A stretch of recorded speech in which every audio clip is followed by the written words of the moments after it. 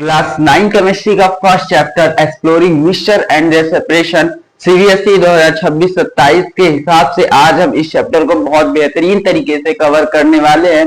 इस चैप्टर में देखो यार कुछ चीजें ऐड हुई हैं, जैसे कि फिल्ट्रेशन सेपरेशन वाला टॉपिक, जिसे हम फिल्ट्रेशन भी कह सकते हैं। नहीं, फिल्ट्रेशन तो एक प्रोसेस हो जाएगा।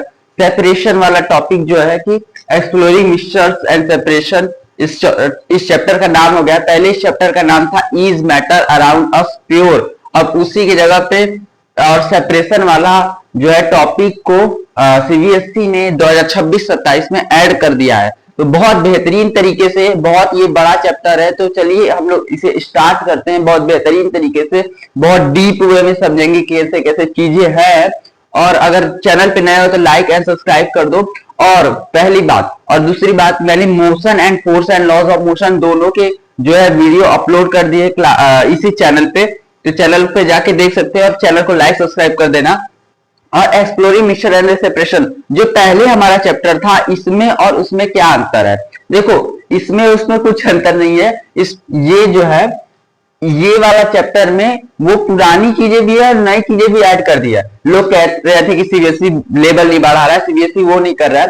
सीबीएसई ने इस बार अपना लेवल जो है बढ़ा दिया है। आपके सीनियर ने ऐसा कर दिया था, सीनियर तो पढ़ के निकल गए, अब आपकी बारी है इसे पढ़ने की। चलिए तब भी हम लोग पढ़ेंगे, सीनियर की वजह से हमें कुछ जानने को मिलेगा। तो चलिए स्टार्ट करते हैं exploring mixtures and their separation को बहुत बेहतरीन तरीके से।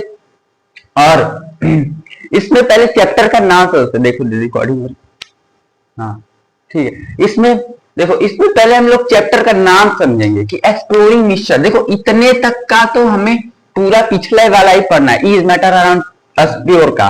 लेकिन यहां से जो है नया टॉपिक आपके लिए है, मेरे लिए भी नया ही टॉपिक है, क्योंकि मैं पढ़ाता था तो बस इज मैटर अराउंड अस इतना ही पढ़ना था। एक्सप्लोरिंग मिक्सचर्स का मतलब क्या है? एक्सप्लोरिंग मिक्सचर्स का मतलब है कि मिक्सचर की खोज करना, मिक्सचर के बारे में स्टडी करना, और एंड दे सेपरेशन, और उनको अलग अलग करने की टेक्निक। अब देखो, पहले इस एनसीईआरटी में, या फिर ओल्ड हो या फिर नहीं हो, पहले हमें प्योर समझाया है कि प्योर का मतलब क्या होता है। हम लोग कहते हैं pure water, pure milk, pure ghee. तो एक कॉमन आदमी के लिए प्योर का मतलब है जो कि साफ दिखे, क्लीन दिखे, वो प्योर होता है। अगर हम लोग बात करें क्या मिल्क जो है प्योर है, आपका क्या आंसर होगा? कमेंट बॉक्स में बताइए कि क्या मिल्क प्योर है? मिल्क प्योर है? टैप वाटर, टैप वाटर जो हमारा नल से पानी आता है, क्या वो प्योर है? सोच के बताइए, सोचिए मत, कमेंट बॉक्स में लिख दीजिए तुरंत कि क्या ये प्योर है। कमेंट बॉक्स में पहले लिख देना कि मुझे सर पहले से पता था, ठीक है। तो मिल्क जो है प्योर है? नहीं बेटा, इसका आंसर बहुत इसका आंसर ये नहीं। ये क्या है? ये प्योर नहीं है। क्यों प्योर नहीं है? क्योंकि इसमें जो है फैट भी होता है, कुछ कुछ अमाउंट में वाटर भी होता है, और भी बहुत सारे प्रोटीन भी होते हैं, विटामिन, प्रोटीन, ये सब बहुत चीजें होती है। तो ये सब मिला के ये बहुत सारे चीजों से मिलके बना है। तो ये प्योर नहीं है। मैं प्योर की भी डिफिनेशन भी दूंगा, तब आपको और अच्छे से समझ में आएगा। तो मिल्क जो है प्योर नहीं है। अब टैप वाटर, इसमें भी बहुत सारे मिनरल्स होते हैं, जैसे आयरन वगैरह हो गया, मिनरल्स मिनरल्स होते हैं, और भी बहुत सारी चीजें होती हैं। तो ये भी प्योर नहीं है। कॉमन आदमी के, अगर वो साफ रहेगा तो कॉमन आदमी क्या कहेगा? हाँ ये तो प्योर है। लेकिन हमारे केमिस्ट्री के हिसाब से प्योर का जो है मतलब कुछ अलग है। प्योर का मतलब क्या है, चलिए जानते हैं प्योर का क्या मतलब है। तो डिफिनेशन लिखूंगा, सब क्लियर होगा, ठीक है। डिफिनेशन लिखते ही आपको एकदम कहेगा ओ ये था प्योर का मतलब। देखो, प्योर, प्योर का क्या मतलब है? Any substance said to be pure when it is made up of same type of atom or molecule. Any substance said to be pure when it is made up of same type of atom or molecule is known as pure.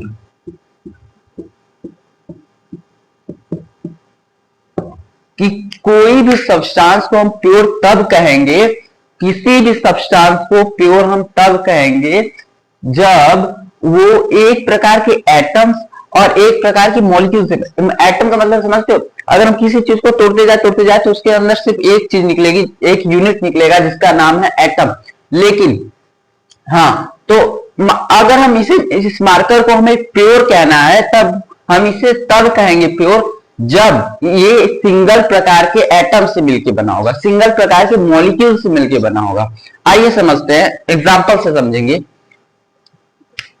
Atom जैसे कि sodium, sodium समझते हैं, ये एक metal है जिसका symbolic ऐसे represent करते हैं, ठीक है। तो ये एक मेटल है। अब मेटल है तो इसमें कोई अलग नहीं, सोडियम की जगह अगर ये कोई सोडियम का टुकड़ा है तो इस सोडियम की जगह इसमें क्लोरीन नहीं होगा, ये बस सोडियम होगा। तो क्या है, ये प्योर है, ये प्योर है। अब जैसे दूसरा हो गया, पहला हो गया। अब आयरन ले लो, थर्ड, सेकंड आयरन। अब आयरन को लोगे तो उसमें सिर्फ Fe होगा, Fe नाम का आयरन, Fe नाम का सिर्फ एटम होगा, उसमें कोई क्लोरीन, ब्रोमीन, आयोडीन नहीं आएगा, बस उसमें क्या आएगा, आयरन रहेगा। ओके, थर्ड ले लो, कोई सा भी ले लो। अब देखो, अब डिस्टिल्ड वाटर, डिस्टिल्ड वाटर, क्या ये प्योर है? ये सॉल्ट NaCl, क्या ये प्योर है? आंसर है हाँ। ये क्यों प्योर है भाई? इसमें तो सर Na भी है, Cl भी है, वाटर में H2O होता है, H2O होता है, तब ये कैसे प्योर हो गया? तो भाई एक बात समझो कि NaCl या फिर H2O ये सब कंपाउंड होते हैं और कंपाउंड हमेशा प्योर होता है। सर कंपाउंड क्यों हमेशा प्योर होते हैं? ये तो दो या दो से ज्यादा मॉलिक्यूल से मिलकर बना है, तब कैसे प्योर हो गया? अरे बेटा, कंपाउंड का मतलब होता है, कंपाउंड का मतलब ही होता है कि जो फिक्स रेशियो में हो। फिक्स रेशियो में मतलब H2 का जो मास, H का मास होता है 1 होता है, और 2 थोड़ा तो 2 हो जाएगा, और ऑक्सीजन का मास 16 होता है, तो 16, तो 2 8 जा 16 और 1:8, मतलब 1:8 के रेशियो में आप कोई भी वाटर लोगे, डिस्टिल वाटर होना चाहिए, आप कोई भी वाटर लोगे वो 1:8 के रेशियो में हाइड्रोजन और ऑक्सीजन ही होगा, उसमें और कुछ नहीं होगा। समझ रहे हो कि वो इसी रेशियो में प्रेजेंट होगा। यहाँ पे 1:9 नहीं हो जाएगा या फिर 1:10 नहीं हो जाएगा, ये इसी रेशियो में 2H और 1 ऑक्सीजन के रेशियो में रहेगा। अब NaCl, इसमें सिर्फ सोडियम एंड क्लोरीन रहेगा, वो भी फिक्स्ड रेशियो में 11/17 के रेशियो में, ठीक है। 11/17 के रेशियो में ये, आगे हम पढ़ेंगे कैसे रेशियो निकालते हैं, लेकिन 11/17 के रेशियो में ये हर कोई सा भी नमक लोगे उसमें 11/17 के रेशियो में NaCl ही होगा और कुछ नहीं होगा। अब जैसे हम लोग सर तब दूध भी हो गया या फिर उसमें सिर्फ नहीं बेटा, उसमें फैट होता है जो कि 23% है, मान लो कि फैट है 23% है, वाटर है 40%, तो कोई फिक्स्ड रेशियो नहीं है। लेकिन अगर तुम कोई भी नमक लोगे, तुम कोई भी वाटर लोगे उसमें सिर्फ H2O होगा, और या फिर तुम कोई भी नमक लोगे, टैप वाटर की बात नहीं कर रहा हूं, डिस्टिल वाटर होना चाहिए, ठीक है। तो कोई भी नमक लोगे तो उसमें क्या है, 11:17 का ही रेशियो मिलेगा तुमको, समझ गए बात? ठीक है, ज्यादा फास्ट हूं नहीं हूं, कमेंट में बताना, ज्यादा फास्ट नहीं है भाई।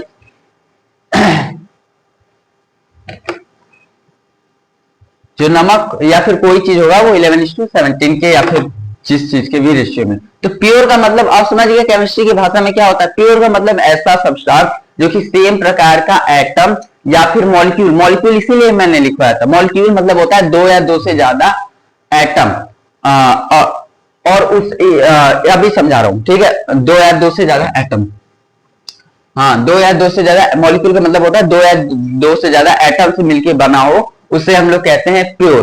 प्योर के अगर हम कहें तो दो पार्ट्स होते हैं प्योर के। हमें स्टडी प्योर के बारे में नहीं करनी, हमें स्टडी प्योर के बारे में पढ़नी है, लेकिन मैं आपको बता दूं कि प्योर कौन कौन लोग होते हैं,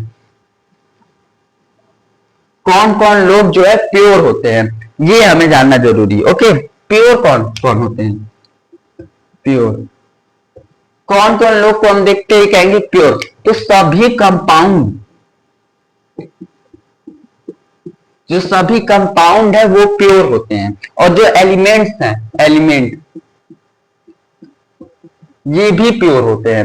कंपाउंड का मतलब जैसे H2O हो गया, CaCO3 हो गया, ये सब कंपाउंड है, ये सब फिक्स्ड रेशियो में होते हैं। ये कभी 40%, 50% ऐसे बढ़ते करते नहीं, इनका रेशियो जो होता है, इनका रेशियो फिक्स्ड होता है। लेकिन इनका जो ये कह रहा हूं, उनका जो रेशियो मतलब हाँ, और जो हमने मिल्क वगैरह की बात की उसमें चीजें क्या है, बिना रेशियो के रहती हैं मिक्स, इसलिए हम लोग उन्हें इम्प्योर कहते हैं। ठीक है, एलिमेंट जैसे सोडियम, आयरन, ये सब निकिल, ब्रोमीन, ये सब एलिमेंट है। ठीक है, पीरियोडिक टेबल में आपको देखने को मिल जाएगा, पीरियोडिक टेबल भी लर्न कर लेना। ठीक है, मैं वैसे फोर्स नहीं कर रहा हूं, लेकिन हाँ लर्न कर लेना थोड़ा बहुत पीरियोडिक टेबल।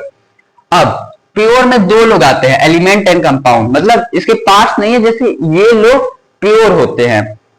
समझिए, अब आगे बढ़ते हैं।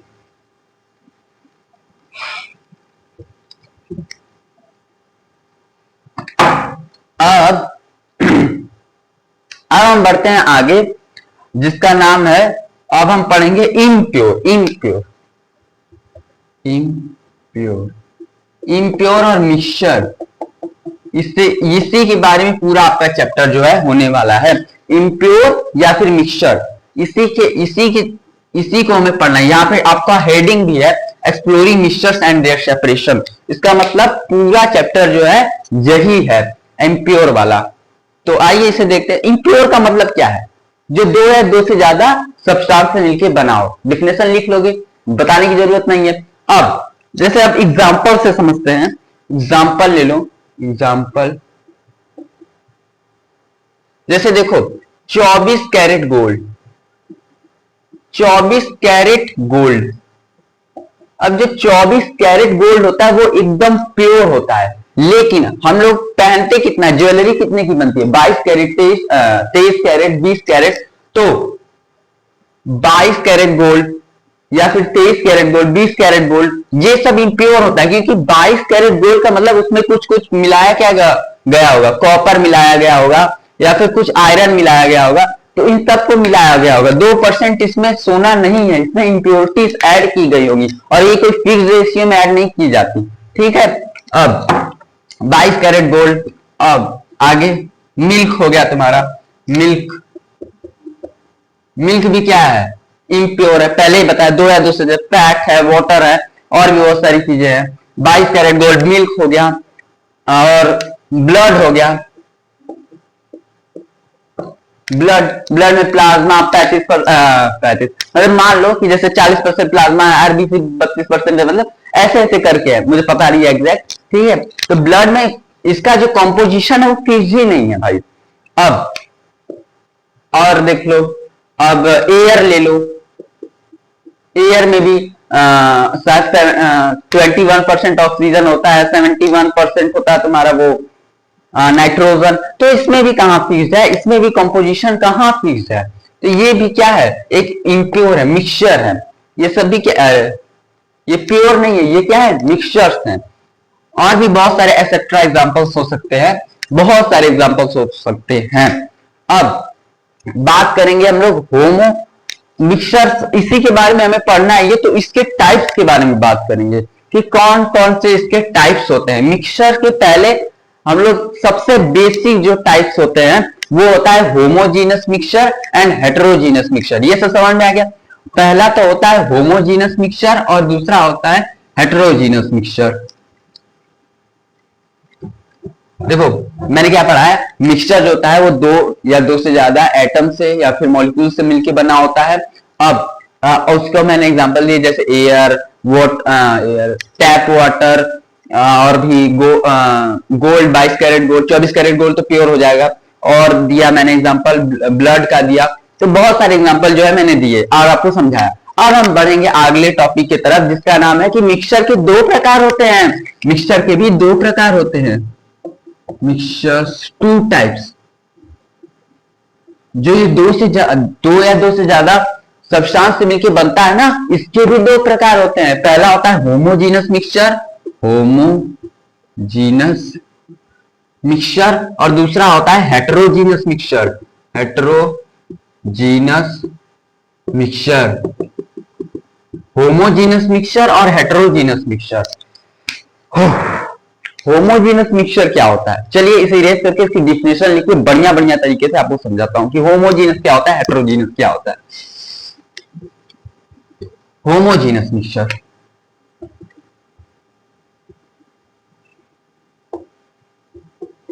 होमोजीनस मिक्सचर क्या होता है, those type of mixture in which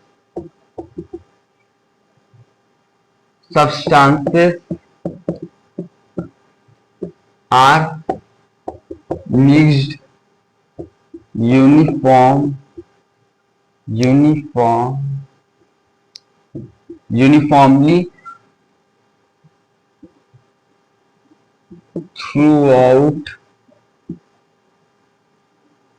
throughout the mixtures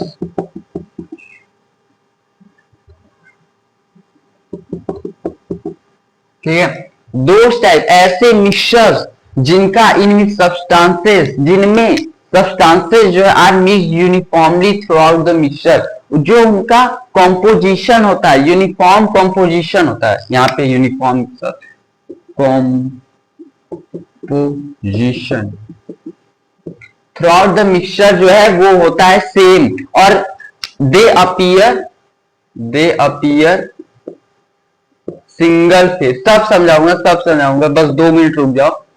देखो ऐसे मिक्सचर, डिफिनेशन छोड़ो, पहले ऐसे मिक्सचर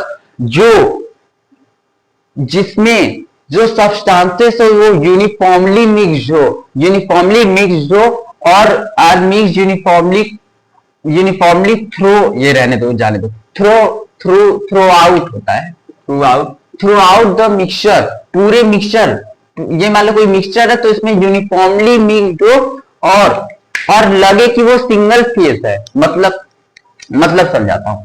देखो मिटा रहा हूं ये, ठीक है, ये मिटा रहा हूं, समझो क्या होमोजीनस मिक्सचर क्या है। अब इसको एग्जांपल से समझो, एग्जांपल लो, समझो, जैसे साल्ट एंड वाटर का मतलब क्या है। जैसे देखो अगर हम वाटर ले और उसमें सॉल्ट डाल दें तो क्या होगा, जब हम उसे पिएंगे तो उसका जो है कॉम्पोजिशन यूनिफॉर्म होगा, मतलब यहाँ का भी पानी पियो, यहाँ का भी पानी पियो, सबका टेस्ट क्या होगा, अलग सेम होगा। तो यही कहा गया है कि ऐसा मिक्सचर जिसका थ्रू आउट द मिक्सचर जो है यूनिफॉर्म हो कॉम्पोजिशन, मतलब उसका जो कॉम्पोजिशन हो हर जगह फिक्स्ड हो, उसे हम लोग कहते हैं होमोजीनस मिक्सचर। और वो दिखे सिंगल फेज का मतलब कि तुम्हें सॉल्ट पानी में ऐसे दिखेगा नहीं कि अच्छा ये सॉल्ट है, अच्छा ये सॉल्ट है, नहीं, ये दिखेगा नहीं, आपको इसी में मिक्स हो जाएगा और आपको लगेगा सिर्फ एक ही है, इसका एक फेस जो है एक ही है, लेकिन नहीं, इसमें जो है सॉल्ट भी है। तो इसका ये बेस्ट एग्जांपल है सॉल्ट एंड वाटर की यूनिफॉर्म होमोजीनस मिक्सचर का, कि अगर हम सॉल्ट को वाटर में डालें तो इसका जो कॉम्पोजिशन होता है थ्रू आउट द मिक्सचर जो है सेम रहता है, और हमें दिखता है क्या, एक सिंगल फेज। हमें सॉल्ट थोड़ी दिखेगा कि यहाँ पे सॉल्ट है, ऐसे ऐसे व्हाइट सॉल्ट दिखे, नहीं, वो पूरा मिक्स हो जाता है, उसके इंटर मॉलिक्यूलर स्पेस में जाके घुस जाता है। ठीक है, ये पहले चैप्टर की पढ़ाई थी जो कि था हमारा क्या था, मैटर अराउंड अस में था कि क्या होता है इंटरमॉलिक्यूलर स्पेस, इंटरमॉलिक्यूलर फोर्स, ये सब अब हट गया है। लेकिन आपके नॉलेज के लिए बता दूं कि जो होता है हमारा मैटर, ये वाटर क्या है, मैटर, ये कुछ ऑक्युपाई करता है स्पेस वगैरह, तो इन सब के बीच में एक होता है स्पेस। तो जो हमने सॉल्ट डाला वो इसी के स्पेस में आके छिप गया, इसी के स्पेस में आके छिप गया, तो इसी स्पेस को हम लोग कहते हैं इंटरमॉलिक्यूलर स्पेस, मॉलिक्यूल, दो मॉलिक्यूल के बीच का एक स्पेस। तो सॉल्ट एंड वाटर इसका एग्जांपल है। और भी एग्जांपल लो, जैसे कि चीनी, sugar in water homogeneous mixture है। क्या तुम्हें चीनी अलग अलग दिखती, नहीं, उसका सिंगल फेस होता है और उनका जो कॉम्पोजिशन है यूनिफॉर्म होता है थ्रू आउट द जो है लिक्विड, चीनी को यहाँ पे पियोगे, चीनी यहाँ से पियो या फिर यहाँ से पियो चीनी पानी, तो क्या तुम्हें यहाँ का अलग स्वाद लगेगा, यहाँ का अलग स्वाद लगेगा? नहीं, चीनी पानी का स्वाद तो हर जगह सेम ही रहेगा। ठीक है, आप समझ गए? थोड़ा फास्ट हो रहा है ना, आराम से आराम से। और एग्जाम्पल लो भाई, और एग्जाम्पल क्या ले सकते हो? और example alloy, best example alloy. Alloy क्या होता है? एलॉय होता है दो या दो से ज्यादा मेटल्स को मिला के एलॉय बनाता है, जैसे गोल्ड और नहीं, मान लो कोई भी हाँ, निक्रोम, ये एक एलॉय होता है, क्लास 10 में आपको पढ़ना है, ये बहुत बढ़िया हीटिंग इफेक्ट को पैदा करता है। हाँ, तो इसके बारे में क्या है? निक्रोम, ये निकल और क्रोमियम नाम के मेटल से बना है। इसका जो कॉम्पोजिशन होता है कि नहीं, ये 47% निकल रहेगा, 50% क्रोमियम रहेगा, ये फिक्स्ड रहता है, ये फिक्स्ड रहता है। इसमें ये नहीं कि 50% निकल रहा है, नहीं, बिगड़ जाएगा, काम बिगड़ जाएगा, इसकी प्रॉपर्टी ही नहीं शो करेगा। तो निकल और क्रोमियम नाम के दो मेटल बना के एलॉय बना है। लेकिन क्या तुम्हें निकल अलग दिखेगा, क्रोमियम अलग दिखेगा? नहीं, ऐसा कुछ नहीं होगा, तुम्हें एक सिंगल फेस दिखेगा जो है निक्रोम नाम का, इसीलिए इसका नाम भी एक सिंगल की तरह है, निक्रोम। तुम्हें निकल और क्रोमियम दो अलग अलग नहीं दिखेंगे। देखो समय, हाँ 21 मिनट, थोड़ा फास्ट चलना होगा।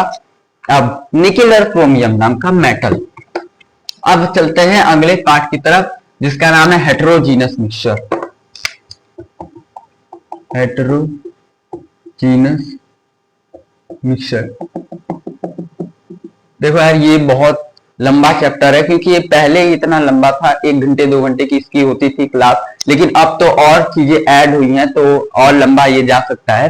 हेटेरो, मैं थोड़ा फास्ट बोल दे रहे, मुझे फास्ट बोलने की आदत है, मतलब जब भी बढ़ा रहा हूँ तो लग रहा हूँ 1.5x पे बोल, तो थोड़ा मैनेज कर लेना, अगर माइनस में जा रहा है तो माइनस कर लेना। लेकिन चलो अब बोलूंगा धीरे धीरे। हेटेरोजीनस मिक्सचर क्या होता है? ऐसा mixture, those type of mixture in which there is no uniform composition throughout the mixture। इसमें यूनिफॉर्म जो है, यूनिफॉर्म कंपोजिशन नहीं होता। जैसे समझो वहां पे क्या था कि कहीं से उठा रहे थे तो यूनिफॉर्म था कंपोजिशन, कि कहीं ज्यादा मिट्टी नहीं थी, कहीं मिट्टी कह रहा हूं, कहीं ज्यादा सॉल्ट नहीं था, कहीं ज्यादा कहीं ज्यादा सॉल्ट नहीं था, कहीं कम सॉल्ट नहीं, ऐसा कुछ नहीं था। लेकिन जब हम हेटेरोजीनस मिक्सचर की बात करेंगे तो इसमें क्या होगा? Composition not uniform composition. इसका एग्जाम डिफिनेशन है not uniform composition through out the mixture. Uniform composition through out the mixture नहीं रहेगा। अब नहीं रहेगा, इसका एग्जांपल क्या होगा? इसका एग्जांपल होगा सॉल्ट एंड सॉल्ट वाटर कह रहा हूं, इसका एग्जांपल होगा sand in water. Sand in water, sand in water मतलब अगर तुम बालू को पानी में डालोगे, क्या उसका कंपोजिशन रहेगा सेम? यहाँ पे ज्यादा बालू, यहाँ पे कम बालू, ऐसा होगा ना कि पूरा जगह एक सेम बालू होगा? नहीं। और ये क्या है? It appear to face, it appear to face. और इसमें जो है कि तुम्हें पूरा सिंगल फेस नहीं दिखेगा, इसमें तुम्हें टू फेस दिखेगा। कैसे टू फेस दिखेगा? अब तुम बालू को पानी में घुलोगे तो क्या बालू पानी में घुलेगा? नहीं घुलेगा, तो वो तुम्हें बालू भी दिखेगा और पानी भी दिखेगा। तो इसलिए इसका जो है, इसमें दो फेस दिखेंगे, एक बालू का एक पानी का, दो चीज लौकेंगे, तो ये टू फेस अपीयर होगा। और भी बहुत सारे एग्जांपल है हेटेरोजीनस मिक्सचर के। आपको ब्लड भी एग्जांपल है। आपको अगर ब्लड कैसे, ब्लड तो हमें दिखता है, इसे तो आपको होमोजीनस मिक्सचर में डालना चाहिए था, ये हेटेरोजीनस में का नहीं, ये होता है हेटेरोजीनस मिक्सचर। क्यों हेटेरोजीनस मिक्सचर होता है? क्यों होता है? इसका कारण है, अगर तुम इसे माइक्रोस्कोपिक लेवल पे देखो तो ये इसका जो कॉम्पोजिशन होता है ये यूनिफॉर्म नहीं होता है थ्रू आउट द ब्लड, और इसका यूनिफॉर्म कंपोजिशन नहीं होता है थ्रू आउट द ब्लड, इसे इसीलिए हम लोग इसे हेट्रोजीनियस मिक्सचर में रखेंगे। ब्लड हो गया आपका, और भी बहुत सारी चीजें हैं, ब्लड हो गया, एक और होता है इस समय याद नहीं हो रहा। तो इसे दो एग्जांपल बहुत है, दो एग्जांपल समझो कि सैंड को अगर वाटर में डालोगे तो उसमें दो फेस लौकेगा और यूनिफॉर्म कंपोजिशन नहीं रहेगा। और इसमें एक और लाइन भी ऐड कर सकते हो कि इसका जो सॉल्यूट होता है, जो हम लोग डालते हैं, सॉल्यूट सॉल्वेंट अभी पढ़ाऊंगा, वो चिंता मत करो, जाने दो सॉल्यूट सॉल्वेंट के झमेले में मत पड़ो। हाँ, जो हम लोग अगर सैंड को पानी में डालते हैं तो सैंड कुछ देर के बाद वो नीचे बैठ जाएगा। तो ये सब आगे की पढ़ाई है, लेकिन चलो हम लोग देख लेते हैं कि हाँ, अगर सैंड को अगर वाटर में डालोगे तो क्या बनाएगा, हेट्रोजीनियस मिक्सचर बनाएगा। हेट्रोजीनियस मिक्सचर का मतलब ऐसा मिक्सचर जो uniform composition through out the mixture ना रहे, मतलब यूनिफॉर्मली मिक्स ना हो। हाँ, ये बात है, यूनिफॉर्मली मिक्स ना हो पूरे सॉल्यूशन में, पूरे वाटर में या फिर कहीं भी जो जैसा मीडियम हो। और ब्लड में भी वही हाल है। अगर तुम माइक्रोस्कोपिक लेवल से देखोगे तो उसमें हमें दिखेगा कि इसमें भी फिक्स कंपोजिशन नहीं है, इसमें भी यूनिफॉर्म कंपोजिशन नहीं है। तो अब करते हैं हम आगे।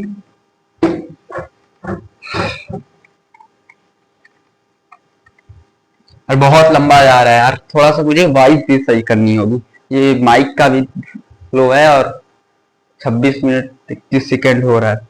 अब हम चलते हैं अपने अगले पार्ट की तरफ जिसका नाम है स्कैटरिंग ऑफ लाइट। ये बहुत ही अच्छा फेनोमेना है, लेकिन इसे लोग टीचर बाद में कराते हैं, मैं पहले करा देता हूं क्योंकि आगे की पढ़ाई में हेल्प करेगा।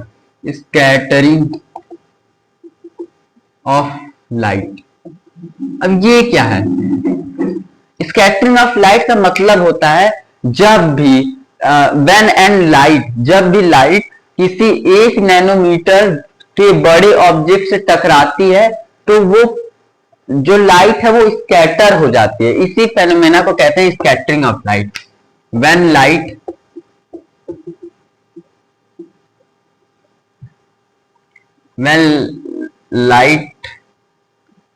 क्या लिख सकते हैं, जैसे पहले मैं समझा दे रहा हूं फिर बताऊंगा। जैसे मान लो कोई ये ऑब्जेक्ट है, ये कोई ऑब्जेक्ट है, ऑब्जेक्ट नहीं कहेंगे, ये कोई मान लो कुछ है, छोटा सा चीज है, ठीक है, ऑब्जेक्ट ही समझ लो। अगर इस पे लाइट जा रही है, ऐसे जा रही है, अगर इस पार्टिकल कहेंगे, पार्टिकल, सॉरी ऑब्जेक्ट नहीं, पार्टिकल, क्योंकि छोटा है ना, पार्टिकल कहेंगे। तो अगर लाइट जा रही है, किसी पार्टिकल पे टकराई, अगर लाइट जा रही है, सीधे जा रही थी, अगर किसी पार्टिकल पे टकराई, अगर उस पार्टिकल का साइज 1 नैनोमीटर, 1 नैनोमीटर मतलब 10⁻⁹ मीटर, ठीक है, तो अगर वो किसी पार्टिकल पे टकराई और उसका साइज 1 नैनोमीटर से छोटा होगा, उसका 1 नैनोमीटर से बड़ा होगा, 1 नैनोमीटर से उसका जो है साइज बड़ा होगा, तो लाइट को स्कैटर कर देगा, ऐसे ऐसे ऐसे ऐसे ऐसे फैला देगा, जिसके कारण लाइट का जो रास्ता है वो विजिबल हो जाएगा। ये कैसे? अब इसका डेली लाइफ में भी बताओ, जैसे हम लोग लेजर लाइट कह रहे हैं, हाँ लेजर ही लाइट समझो, लेजर लाइट को जलाते हैं धूल मिट्टी वाले कमरे में, या फिर जब रोशनी आती है रोशनदान से, तो क्या होता है, वो ऐसे कुछ पार्टिकल्स होते हैं, चमकते रहते हैं, फैलाते रहते हैं, तो वही 1 नैनोमीटर से बड़ा होता है, तो वो स्कैटरिंग ऑफ लाइट करता है, मतलब लाइट को फैला देता है। तो इसी प्रोसेस को हम लोग कहते हैं scattering of light. When an object which comes the contact of particle size 1 nanometer, it scatter the light and the path of light become visible। जैसे रोशनदान से आता है आपका रोशनी, तो क्या होता है, वो पार्टिकल उसे फैला देते हैं, और फैलाने के कारण हमें उनका जो पाथ है, लाइट का रास्ता है, वो क्या हो जाता है, विजिबल हो जाता है। थोड़ा थिंक करो, सोचो कि कैसे विजिबल हो रहा है। समझ गए स्कैटरिंग ऑफ लाइट कि 1 नैनोमीटर से जहां पार्टिकल का साइज बड़ा होगा, अगर लाइट आएगी तो उसको क्या करेगा, लाइट को वो फैला देगा। इसलिए हम लोग कहते हैं scattering of light. Scattering of light नाम ही से स्कैटर करना ऑफ लाइट का। अगर 1 नैनोमीटर से छोटा है तो ये काम नहीं कर पाएगा। बस यही एग्जांपल है।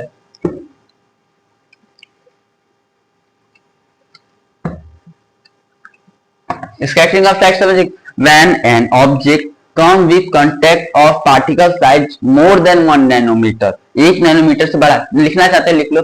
When an object comes with contact of particle size 1 nanometer, लिख लिए, particle size 1 nanometer, it scatter the light and the path of light become visible, जो रास्ता है लाइट का वो विजिबल हो जाता है, उसे हम लोग कहते हैं स्कैटरिंग ऑफ लाइट, उसे हम लोग कहते हैं स्कैटरिंग। अब इसी पे बेस्ड एक फेनोमेना है टिंडल इफेक्ट, इसे भी यही समझ लो, टिंडल इफेक्ट। ये क्या होता है टिंडल इफेक्ट? टिंडल इफेक्ट क्या होता है? ऐसा इफेक्ट, टिंडल इफेक्ट होता है, नहीं sorry sorry sorry sorry sorry गलती कर दिया, जो हमने पढ़ा स्कैटरिंग ऑफ लाइट, उसमें क्या हो रहा था कि जो पाथ विजुअल नहीं, वो ये वाला टॉपिक है, ठीक है। स्कैटरिंग ऑफ लाइट में बस इतना लिखो कि जब कोई पार्टिकल का साइज 1 नैनोमीटर से बड़ा होता है, उस पर लाइट टकराती है तो वो लाइट को फैला देता है, स्कैटर कर देता है। This process is known as scattering of light, इतना समझो। अब टिंडल इफेक्ट उसी का बड़ा भाई है। टिंडल इफेक्ट क्या है? When an light, when Tyndall effect होता है ऐसा प्रोसेस जिसमें लाइट का रास्ता विजिबल हो जाए, पाथ विजिबल हो जाए, प्रोसेस लिख सकते phenomena, phenomena in which path of light become visible, that is known as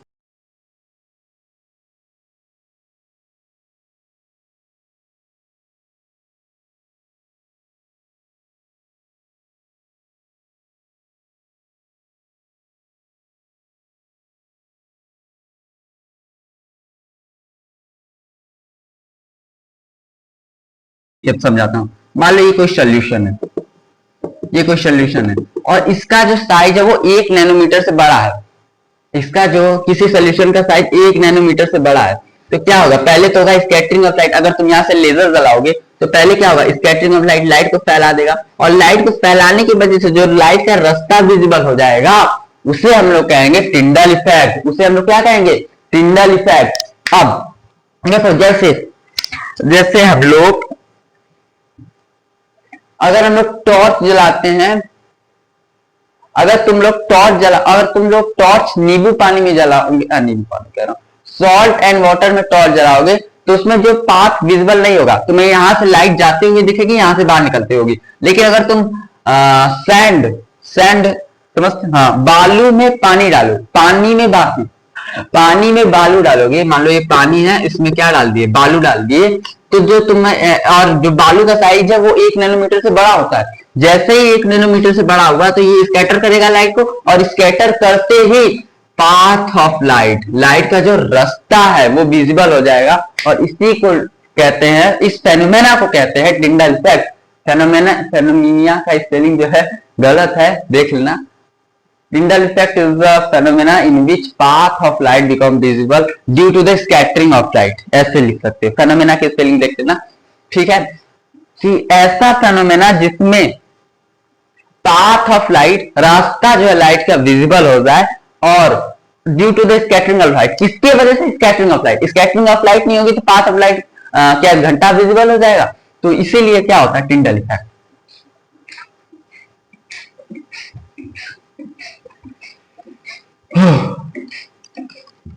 कम से कम कितना समय होगा? मेरी स्पीड को थोड़ा मेंटेन करना होगा। कितना समय हो गया? 34 मिनट 11 सेकेंड। अब बढ़ेंगे हम अपने अगले टॉपिक की तरफ, जिसका नाम है types of solution. Types of solution, जल्दी जल्दी थोड़ा पढ़ते हैं। सॉल्यूशन अभी तो बहुत लंबा है भाई, 4 बजे बहुत लंबा जाएगा, अभी 1 घंटा का तो और जाएगा। टाइप्स ऑफ सॉल्यूशन,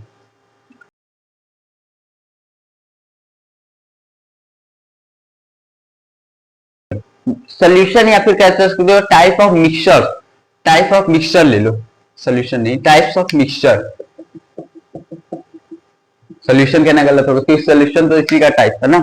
तो मिक्सचर्स का टाइप, पहला है मिक्सचर का टाइप, वो जो होमोजीनस हेट्रोजीनस मिक्सचर था वो हम लोगों ने देख के ही सिर्फ कैटेगराइज कर दिया था। लेकिन टाइप्स ऑफ मिक्सचर, इसमें हम लोग कुछ साइज वगैरह की बात करेंगे।